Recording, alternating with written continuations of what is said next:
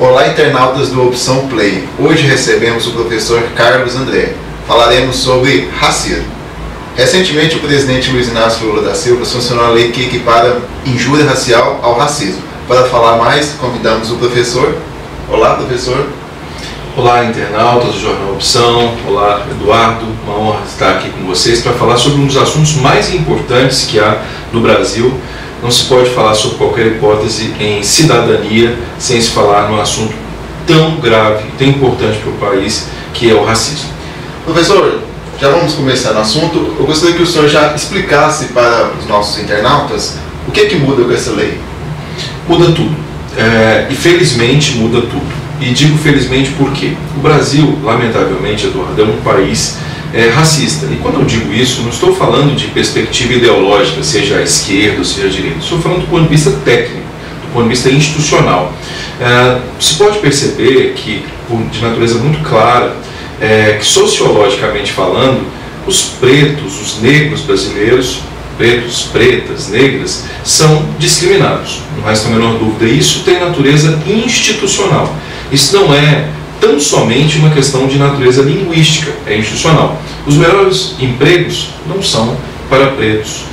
Quem geralmente tem a melhor educação não são, naturalmente, os pretos. Isso é feito, por óbvio, dentro de um sistema que, do ponto de vista jurídico, fez uma diferença que não há no mundo, não havia no mundo, que é a diferença entre racismo e injúria racial.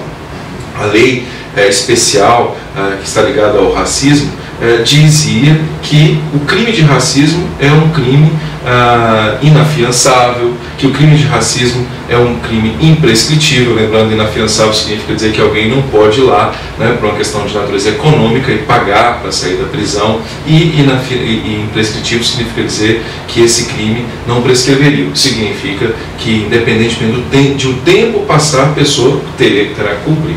O que se fez? Fez-se a lógica da lei de racismo e, geralmente, os crimes, as condutas penais da lei de racismo não são as do dia a dia.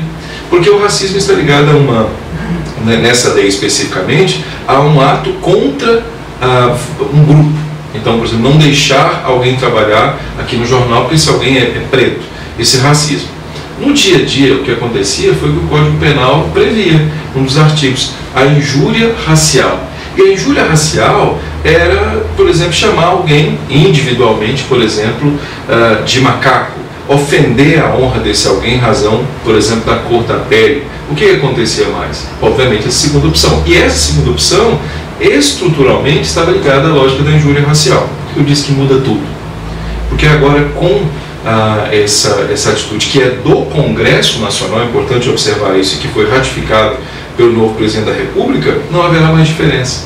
Então, esse ato, infelizmente lamentável que há no Brasil, de desprezar as pessoas, ignorar as pessoas e, pior, insultar as pessoas em razão da cor, também será considerado racismo. O que significa dizer que passarão a ser imprescritíveis.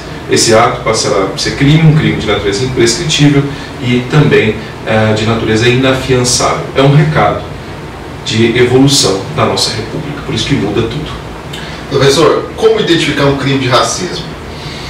Identifica-se o racismo com a intenção, isso é muito importante observar essa nova percepção, com a intenção de, em razão da cor da pele, porque raça é a raça humana, nós estamos falando muito de etnia, e isso está ligado a uma questão muito visual, uma questão ligada à chamada cor da pele. Identifica-se quando alguém é insultado, quando alguém tem a honra ofendida simplesmente por existir, simplesmente por ser preto, por ser pardo, por ser indígena, por ser negro. Veja só, essa é a lógica que infelizmente ainda nós temos nesse país e que infelizmente teve que ser criminalizada. Para combater esse tipo de crime, quais são os meios que a vítima pode procurar? Primeira coisa, aconteceu ir à chamada polícia judiciária, ou seja, a polícia civil. Em Goiás, por exemplo, existe uma delegacia específica, especializada em crimes raciais. Essa delegacia, inclusive, tem funcionado muito bem. É uma delegacia que tem recebido aliás, um aumento considerável de denúncias, e aí, obviamente, vai sofrer o processo legal. Aquele que entende que não cometeu o crime vai ter a ampla defesa, que é típico do Estado Democrático de Direito, e tudo transcorrerá como nós conhecemos no nosso país, dentro da perspectiva jurídica, dentro do processo democrático. Professor, dentro da OAB também existe uma comissão de combate a crimes raciais. E como que a vítima pode procurar a instituição para denunciar esse tipo de crime? A Ordem dos Advogados do Brasil, além dessa comissão que você colocou muito bem presidida pelo Dr. Gustavo, criou agora a Escola Superior de Advocacia. Somos os diretores da Escola Superior de Advocacia. Nós criamos o NEGRO, que é um grupo de estudos de combate antirracista, especificamente da Ordem dos Advogados do Brasil. Procurar uma comissão da Ordem dos Advogados do Brasil é muito bom, porque o aspecto de instrução é fundamental. A Ordem não é um órgão punitivo, não é a polícia, naturalmente, mas ela pode fazer com que aquele que tenha dúvida, de repente, foi racismo mesmo, não foi racismo mesmo, depende, nós podemos instruir. E é muito importante, não só institucionalmente, quem entende que sofreu racismo pode procurar um advogado. O mais importante é isso, nós sempre falamos, procure um advogado na área criminal, ou a Defensoria Pública, que está ligada aos nossos colegas advogados da área pública, para que você possa realmente saber se foi vítima ou não de racismo. Então, o aspecto é muito mais, no caso da OAB, é muito mais de instrução, porque a Ordem defende institucionalmente as garantias constitucionais. Mas, repito, se houver alguma dúvida, para aqueles que são hipossuficientes, podem procurar a Defensoria Pública, e quem puder contratar, contrate um advogado. Professor, o senhor também mencionou que essa nova lei, ela abrange várias pessoas, não somente os negros, também tem a questão dos povos indígenas. Recentemente também foi criado um novo Ministério para os Povos Indígenas. Essa lei também, como que essa lei pode ser implementada para os demais povos originários também? Sabe que uma das coisas que mais me chama a atenção é essa diferença entre preto e negro, né? E nós sempre, é uma questão de natureza linguística, você sabe, é minha especialidade, e quando se fala em negro, se fala especificamente numa macroestrutura. E quando se fala na macroestrutura, nós estamos falando de pretos e pardos. E aí nós estamos falando de características de cor da pele mesmo, de aspecto fisiológico. Então quem é mais retinto é considerado preto. Quem é menos retinto é considerado pardo. Todos eles sofrem, evidentemente, o racismo no Brasil, mas não podemos esquecer de que os povos originários também sofrem, por existirem, do ponto de vista da etnia, essa dificuldade, lamentavelmente, de convivência social, que me parece algo assim, inaceitável no século XXI, num país democrático. Por isso, essa lei de racismo, quando se fala em racismo, se pensa muito entre pretos e pardos, não, ela também está ligada à lógica dos povos originários. Então aquele que se sentir lesado por ser dessa etnia dos povos originários, e que todos nós temos um pouco naturalmente, precisa procurar aquilo que eu já falei a você, precisa procurar a lei. Essa é a lógica. E esse ministério vem como política para que deixe clara a ideia de que o Estado brasileiro tem preocupação com isso, né? É um sinal, digamos assim. Professor, existe racismo com pessoas brancas? Essa é uma pergunta bastante interessante.